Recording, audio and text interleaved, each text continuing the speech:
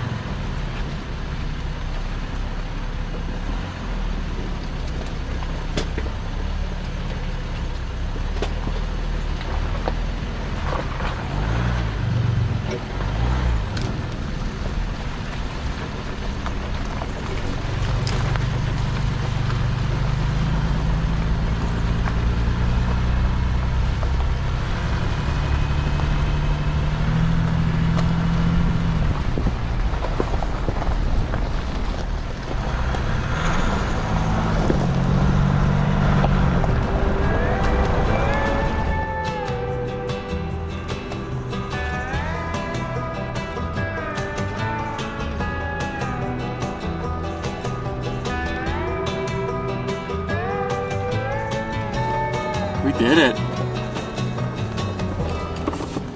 We found our river. And it looks pristine. Oh man.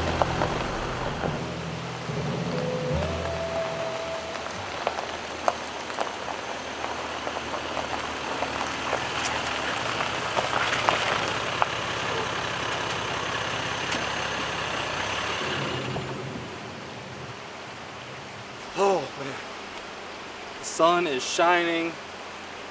I found the spot that I've been looking for ages.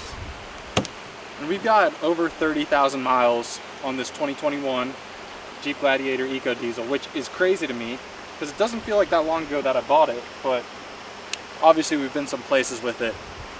Bought it in Washington, moved out to Colorado, moved back out here to Oregon, and been just taking it everywhere I possibly can the whole entire time.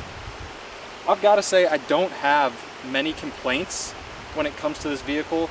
I've been super happy with performance. Oh, bald eagle. I got a bald eagle flying overhead right there. Look at that, right in the shot, bald eagle. Can't get better. As I was saying though, been super happy with the performance of this vehicle. The fuel mileage has been great still, even though it's only sitting around 21 because of these 35s and I drive it pretty fast. I get a lot of people commenting saying 21, you should be getting close to 30 even with those 35s, but I'm not too worried about fuel mileage. I prefer to have some fun when driving the vehicle, so that's where I lose the fuel mileage, but it's not a big deal to me. I'm still not a fan of the stupid DEF fluid. It's needed filled up way more times than predicted, and it's just kind of a pain, especially after, you know, going on a long drive. It just sucks the DEF fluid down. So I'm not sure if that's something that all of the EcoDiesel guys are experiencing out there. Drop a comment below if you are, and let me know your DEF fluid experience. As for upgrades to the vehicle, everything's been holding up really well. I did want to talk a little bit about the ARB compressor system that I put in.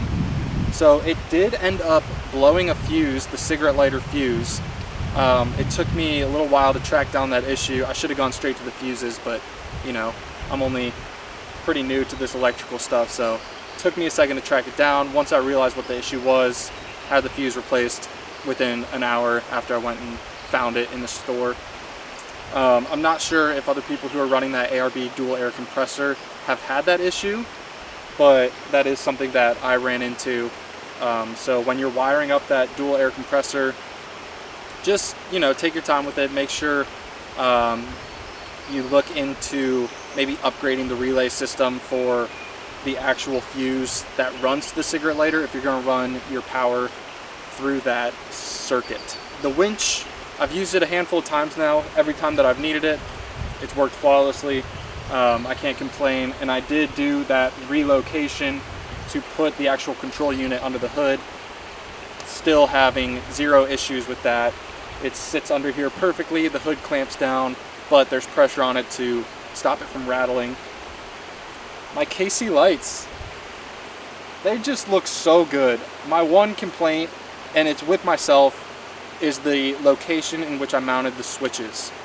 So I put the switches under like the front.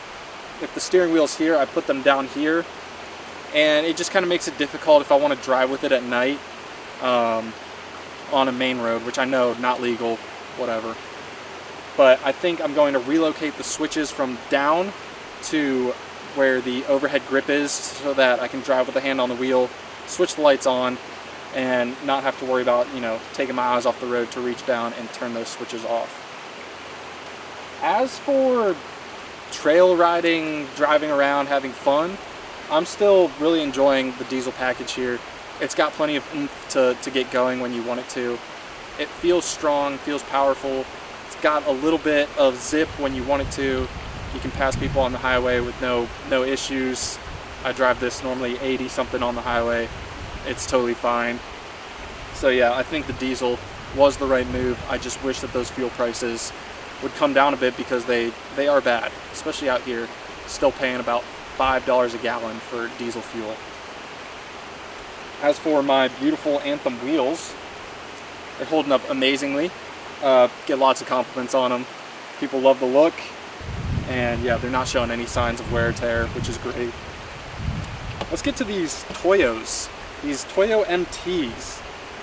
I can't believe how little wear I've had on these tires. So I've put probably 10,000, 15,000 miles on these tires, and they're still looking pretty much new, which is awesome. Obviously, a lot of coloring going on the side, and they're not as shiny and pretty as they used to be, but who cares? It's a tire. You guys noticed I added racks to the top of the vehicle. Some guy was selling them on Facebook Marketplace. He was great, super friendly dude out in Portland, and he sold me his set because he upgraded to a fully aluminum pair.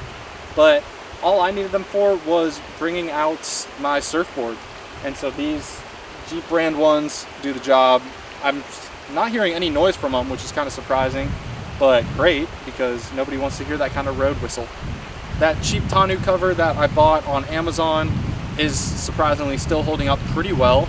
You can tell the Velcro is starting to get a little bit tired, but honestly, I can't complain. I only expected to have it on for a few months, and now it's been almost 2 years with it on, and yeah, it's held up really well for $300. I can't wait to get my ARE topper, but with the move and just all of life's expenses, it just hasn't happened yet, and I don't know if it will for at least another year. Service has been reasonable.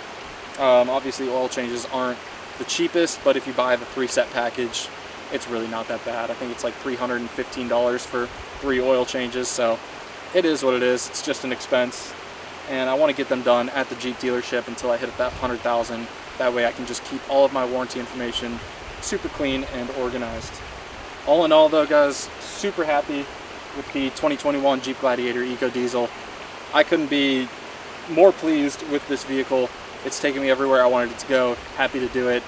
And as always, if you guys have any questions about the vehicle, about the channel, about Oregon, or anything, please leave them below or shoot me a DM. My Instagram is @Jesionek, and I respond pretty quick to the comments, to Instagram DMs, and I'll be looking out for your guys' messages. So hope you enjoyed the video, and let's get out of here because it looks like it might rain and I don't want to get stuck in a landslide.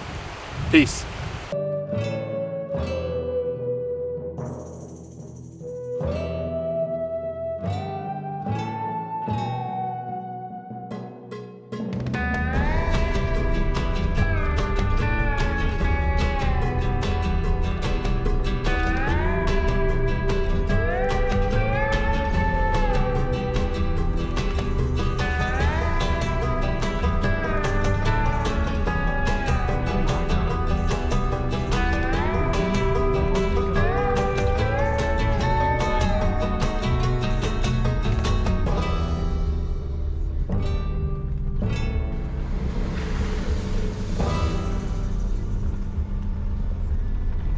Well guys, I can honestly say, I think I just found one of the coolest locations I've ever randomly stumbled across.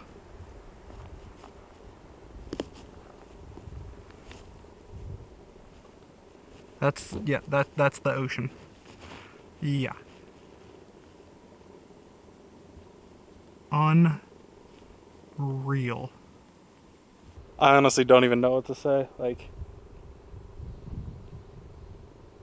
this is so beautiful. Just took a random drive, ended up on the top of one of the peaks out here.